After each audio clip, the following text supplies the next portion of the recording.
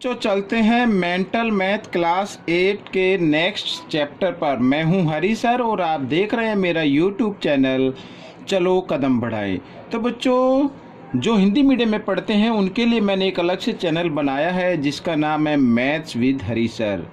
तो यूट्यूब के address bar पर आप जाकर लिखेंगे मैथ्स विद हरी सर तो मेरा चैनल आ जाएगा, जो स्पेशल मैंने हिंदी मीडियम के बच्चों के लिए बनाया है। आप उस पर जाकर उस चैनल को देख सकते हैं, सब्सक्राइब कर सकते हैं। ठीक है, आइए देखिए चलते हैं नए चैप्टर पर। हालांकि ये चैप्टर देखो कराने के लिए इसमें कुछ नहीं है, फिर भी एक व्यूवर्स ने पूछा कि सर चैप्टर नंबर 4 कैसे होगा। बिल्कुल इजी है वैसे तो चैप्टर नंबर 4। ठीक है, प्रैक्टिकल ज्योमेट्री यहाँ पर हम करने वाले। यहाँ पर कुछ प्रॉपर्टी दी हुई है बच्चों, ये आपको लर्न होनी चाहिए।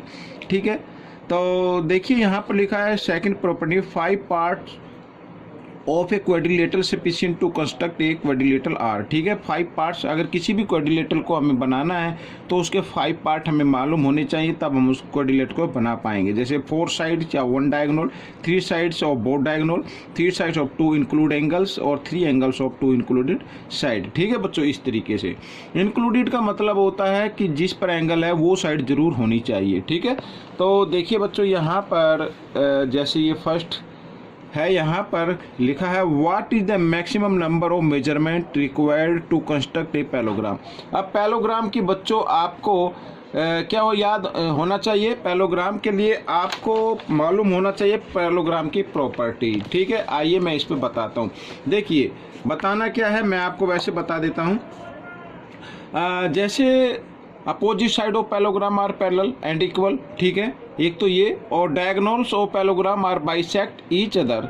ठीक है, जो डायगोनल होते हैं पैलोग्राम के वो बाइसेक्ट करते हैं, और opposite angles of parallelogram are equal. ठीक है, ये आपको मालूम होनी चाहिए। तो आपको बच्चों देखिए जैसे यहाँ पर क्वेश्चन 1 है तो मिनिमम नंबर, तो मिनिमम नंबर हमें मेजरमेंट चाहिए पैलोग्राम के लिए 3। ठीक है बच्चों, अगर आपके पास 3 मेजरमेंट है तो आप पैलोग्राम का एंगल बना पाएंगे। बाकी आपको पैलोग्राम की प्रॉपर्टी भी याद होनी चाहिए। ठीक है, इसमें कराने के लिए कुछ नहीं है, मैं सिर्फ थोड़ा सा वैसे हिंट दे रहा हूँ। तो अगर हम सेकंड में देखें, how many element are required to construct a quadrilateral unequally. Unequally का मतलब होता है बच्चों जिसकी सभी भुजाएं अलग अलग हो, एंगल अलग अलग हो। तो बच्चों जैसे अभी हमने पढ़ा पॉइंट टू रिमेंबर में, तो हमें कितना चाहिए, 5 चाहिए बच्चों, यहाँ पर 5। तो 5 एलिमेंट हमें चाहिए किसी भी क्वाड्रिलेटरल को कंस्ट्रक्ट करने के लिए। ठीक है बच्चों, एक तो ये हो गया।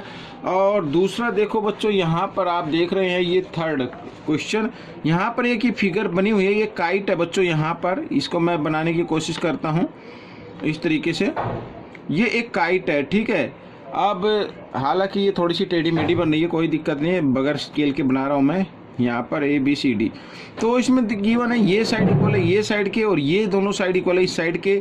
और यहाँ पर बच्चों तो पूछा है कि विच, देखो लिखा है the angles which are equal. ठीक है, नेम बताने कौन से एंगल इक्वल होंगे। अब बच्चों देखिए मान लीजिए हम यहाँ पर B को D से ज्वाइन कर देते हैं। अब ये क्या हो गया, ये एक ट्रायंगल हो गई ABD। ठीक है, इसमें AB इक्वल है AD के। ठीक है, और इसके अपोजिट एंगल ये आ जाते हैं ABD, एक तो ये आ गया ABD इक्वल होगा ADB। ठीक है, ये वाला इसका नाम है ADB। तो बच्चों equal angle of opposite side, किसी ट्रायंगल में अगर 2 साइड इक्वल है तो उसके अपोजिट एंगल भी क्या होंगे, इक्वल होंगे। एक तो ये मालूम होना चाहिए। नीचे भी एक देखो एक ट्रायंगल है ना CBD, तो इन ट्रायंगल CBD भी ले लेते हैं। CBD में इक्वल जो है वो BC इक्वल है CD के। ठीक है, ये आपको मालूम है। तो इसके अपोजिट एंगल भी क्या होते हैं, इक्वल होते हैं। देखो CBD, एंगल CBD इक्वल होगा CDB के, ये CDB के। ठीक है, अगर इन 1 और 2 को हम ऐड कर दे, ठीक है, यहाँ पर मैं लिख देता हूँ एडिंग 1 एंड 2, 1 एंड 2 को ऐड करते हैं। ये देखो ऐड कर ले ABD और इक्वल, सॉरी प्लस, यहाँ पर ये वाला एंगल CBD इक्वल है एंगल ADB और प्लस एंगल CDB। तो दोनों को प्लस किया तो यहाँ पर B आता है एंगल, और इन दोनों को इक्वल किया तो यहाँ पर एंगल D आता है। ठीक है, तो इस कंडीशन में एंगल B इक्वल होगा एंगल D के, ये आप देख सकते हैं। तो बिल्कुल ईजी है बच्चों, मैंने तो ये कराई नहीं थी लेकिन किसी व्यूअर्स ने पूछा इसलिए मैं बता रहा हूँ। कराने की इसमें कुछ है नहीं। देखो फोर्थ में क्या लिखा है, ये फोर्थ वाला भी देख लीजिए आप। देखो क्या लिखा है इसमें। फोर्थ कहता है if the diagonal of quadrilateral bisect each other. ठीक है, ये ध्यान देना, डायगोनल क्या है, क्वाड्रिलेटरल के bisect each other at right angle. ठीक है, राइट एंगल पर, then which type of a quadrilateral it is. तो बच्चों ये बताना वो किस टाइप का क्वाड्रिलेटरल है, अगर उसके जो डायगोनल हैं वो क्या कर रहे हैं, बाइसेक्ट कर रहे हैं 90 डिग्री पर। तो बच्चों आपको याद होगा, या तो वो क्या हो सकता है, ये 3 हो गए ना, यहाँ पर फोर्थ पार्ट। ठीक है, या तो वो हो सकता है बच्चों रोम्बस। रोम्बस की प्रॉपर्टी हमें याद है कि इसके जो डायगोनल होते हैं वो 90 डिग्री पर बाइसेक्ट करते हैं। या फिर हो सकता है स्क्वायर के भी ऐसे ही होते हैं बच्चों। ये मैं स्क्वायर लिख देता हूँ, सभी साइड इक्वल होती है, रोम्बस की भी सभी साइड इक्वल होती हैं। तो इन दोनों के डायगोनल क्या होते हैं, 90 डिग्री पर बाइसेक्ट करते हैं। तो इन दोनों में से वो ट्रायंगल क्वाड्रिलेटरल हो सकता है। ठीक है, या तो रोम्बस हो सकता है या स्क्वायर हो सकता है। अब देखिए बच्चों यहाँ पर क्वेश्चन नंबर 5 क्या कहता है, in the given figure P Q R I C J parallelogram, ये एक पैलोग्राम है। If Q equal, angle Q equal है 90 डिग्री, तो बताना then what will be the name of the quadrilateral. तो इस क्वाड्रिलेटर क्या नाम होगा।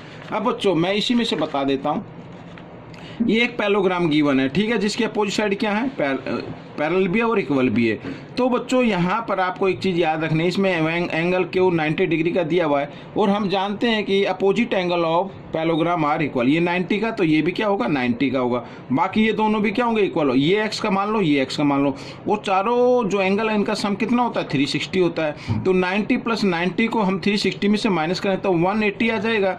और 180 यहाँ पर ये बचे ये एंगल एक्स और एक्स, तो इन दोनों का सम भी, जैसे इधर मैं बताता हूँ, इन दोनों का सम भी क्या होगा, 180 होगा। ठीक है, अपोजिट एंगल जो होते हैं ना यहाँ पर ये इक्वल होते हैं। और एक चीज़ और बता देता हूँ, इन दोनों का तो हम निकाले 90 है, ये 90 है। जैसे अगर आप मान भी ले, ये देखो इधर बताता हूँ, ये 90 + 90 चारों एंगल हो गए ना। देखो ये 90 है तो ये भी 90 का होगा, ये एक्स का तो ये भी एक्स का होगा, और चारों एंगल का सम क्या होता है, 360 होता है। ठीक है, तो 90 90 180 और यहाँ पर 2x आ गया और बराबर 360 आ गया। तो यहाँ पर बच्चों देखो हम इधर ले आते हैं तो इधर ये माइनस का हो जाएगा और माइनस एक्स का मान निकालना, तो इधर 180 आ गया, तो इधर मल्टीप्लाई में, इधर आकर डिवाइड में आ गया, तो बच्चों ये 90 आ गया। तो इसका मतलब ये 90 है। अब देखो opposite side of parallelogram are equal, और इसका ईच एंगल क्या है 90 डिग्री का, तब इस कंडीशन में ये क्या होगा, ये रेक्टेंगल हो जाएगा बच्चों। ठीक है, रेक्टेंगल, क्योंकि रेक्टेंगल के सभी एंगल क्या होते हैं 90 डिग्री के होते हैं। ठीक है, इसको स्क्वायर नहीं बोल सकते, स्क्वायर भी हो सकता है, लेकिन साइन दी हुई है कि ये साइड इक्वल है इस साइड के, ये साइड इक्वल है इस साइड के। ठीक है, तो ऐसे में रेक्टेंगल ही होगा। तो बच्चों ये क्वेश्चन नंबर 5 हो गया है। अगले 5 पार्ट में बताऊंगा 5 क्वेश्चन। तो मिलते हैं, तब तक करते रहिए प्रैक्टिस।